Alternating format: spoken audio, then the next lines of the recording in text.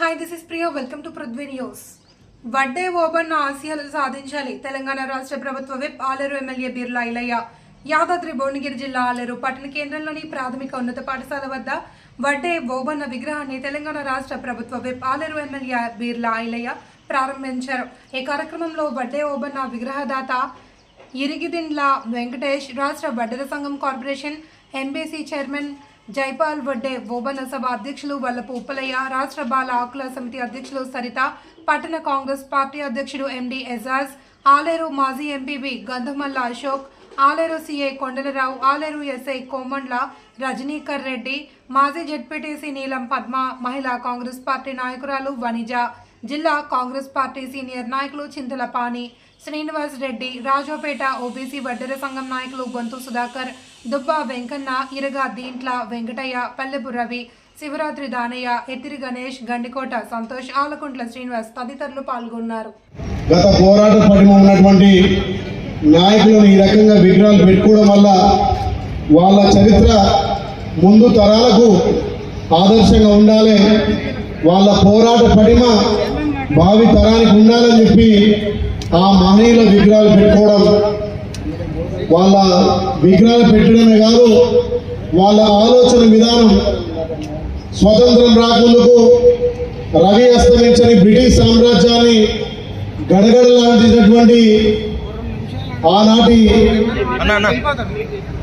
ఉయ్యాలవాడ నరసింహారెడ్డి గారికి కుడి భుజం లెక్క ఉండి బ్రిటిషర్లను గడగడలాంటినటువంటి ఓబన్న చరిత్ర రేపటి తరాలకు తెలిసినప్పుడే ఆయన ఔన్నత్యం కానీ ఆయన ధైర్యశాలి కానీ ఈ తరాలకు తెలియాలంటే ఇలాంటి విగ్రహాల ద్వారా, పాఠ్య పుస్తకాల ద్వారా, వర్ధంతి జయంతి ప్రభుత్వాలు అధికారికంగా నిర్వహించినప్పుడు వాళ్ళ చరిత్ర ముందుకు వస్తుంది. కాబట్టి ఒక మంచి నిర్ణయం తీసుకురు.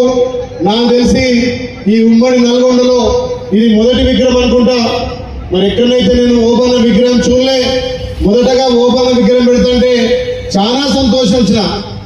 బడుగు బలైన వర్గాలు ఆ రోజుల్లో స్వతంత్రం రాకముందుకే బ్రిటిష్ కాలంలోనే పోరాటటువంటి మహనీయుడు, ఆయన చరిత్ర మనకు ఆదర్శంగా ఉండాలని చెప్పి రాజకీయ పరంగా ఉనికి పుచ్చుకున్న వాళ్ళు అవుతారు. కాబట్టి ఆ రోజే బ్రిటిష్ వాళ్ళని గడగడలాడించాలంటే మరి ఈ రోజు ఉన్నటువంటి నా ఒడ్డే సోదరులంతా కూడా చదువు రంగంలో కానీ, విద్యా రంగంలో కానీ, రంగంలో కానీ ముందుకు రాణించి ఆనాటి ఓబన్న ఆశయాలను ముందుకు తీసుకుపోవాల్సిన అవసరం ఎంతైనా ఉంది. ఈనాటి ప్రభుత్వం ప్రజా ప్రభుత్వం గౌరవ ముఖ్యమంత్రి రేవంత్ రెడ్డి గారి నాయకత్వాన కులాలన్నీ వెలికి తీసి మేమెంతో మాకంతా అని చెప్పి ఏదైతే బ్రిటిష్ కాలంలో చేసినటువంటి కులగణనను ఈ రోజు మన గౌరవ ముఖ్యమంత్రి రాహుల్ గాంధీ గారి ఆలోచన విధానాన్ని మన గౌరవ ముఖ్యమంత్రి రేవంత్ రెడ్డి గారు ఏ కులం ఎంత ఉంది రాష్ట్రంలోని తెలియజేయడానికి, ఆ కులం వాటా తెలిసినాక ఆ కులాలకు రాజకీయంగా, ఆర్థికంగా, ఉపాధి పరంగా, విద్యాపరంగా దామాషా ప్రకారం రిజర్వేషన్ కల్పించడానికి మన గౌరవ ముఖ్యమంత్రి ఇవాళ కులగణన చేసింది. కాబట్టి మన వడ్డెర కులం ఎంత ఉంది, మిగతా కులాలు ఎంత ఉన్నాయి, మరి వడ్డెర కులంలో ఎంతమందికి మనం రాజకీయంగా, ఎంతమందికి మనం ఆర్థికంగా, సామాజికంగా మనం అవకాశాలు కల్పిస్తున్నామో రేపు మన దామాషా ప్రకారం మనం తీసుకోవడానికి మన గౌరవ ముఖ్యమంత్రి సాహసోపేత నిర్ణయం తీసుకుంది. కాబట్టి నిజంగా వడ్డెర కులం అంటే మాట ఇస్తే మాట తప్పని కులం వడ్డెర కులం.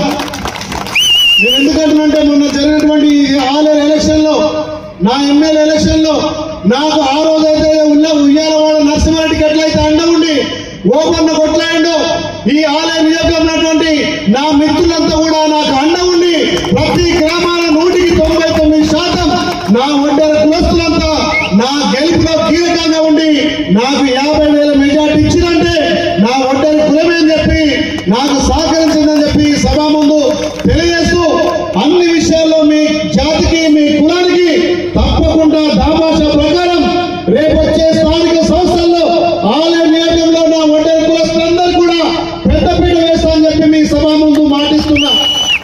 ఏదైతే మన రాష్ట్ర ముఖ్యమంత్రి గారు కులాల కన్నీ కూడా కార్పొరేషన్ ఏర్పాటు చేసి ఆ కార్పొరేషన్